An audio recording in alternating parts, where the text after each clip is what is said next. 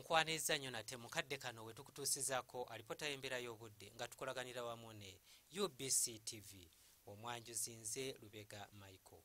Enkuba ekyagenda mu maaso n'okutonnya mu bitundu by'eggwanga ebisiwerako era we ziweredde essaawa 3 ez'enkya ya leero Entebbe yabadde ewezezza millimeters 14.5 ate yo mu Masaka zabadde ziweze millimeters 2.4.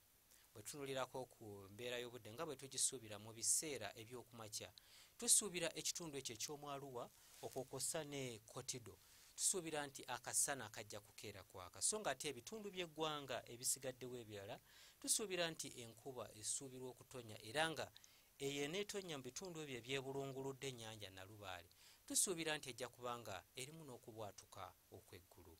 Embeera eno esuubirwa okukyuka era olw'eggulo tusuubira ebbugumu erya waggulu okutuukira ddala ku degrees 30 mu kitundu ekyo ekya Kotido so nga Kampala n'emiriraano tusuubira ebbugumu okutuuka ku degrees 27 ate olwo yo mu nsozi ez'e Kabaale tusuubira ebbugumu okutuuka ku degrees 25. Bwe tutunulirako ku bibuga ebimu ebiri ku ssemazinga wa Africa tulaba ekibuga Lagos, Bangui ne Addis Ababa tusuubirayo namutikwa w'enkuba ng'alimu n'okumyansamyansa okw'eggulu era nga ebbugumu erya waggulu tulisuubira okubeera mu Lagos era nga lijja kutuukira ddala ku degrees 33. Ate byo ebibuga ebyebunaayira ekibuga nga Rome ne Moscow tusuubirayo ekire ky'enkuba so nga ate eyo mu Dubai ebbugumu erya waggulu tulisuubira okutuuka ku degrees 36. Ebyo bye tusobodde okugira mu kitongole ky'eggwanga ekivunaanyizibwa ku mbeera z'obudde nga tukolaganira wamu ne UBC TV.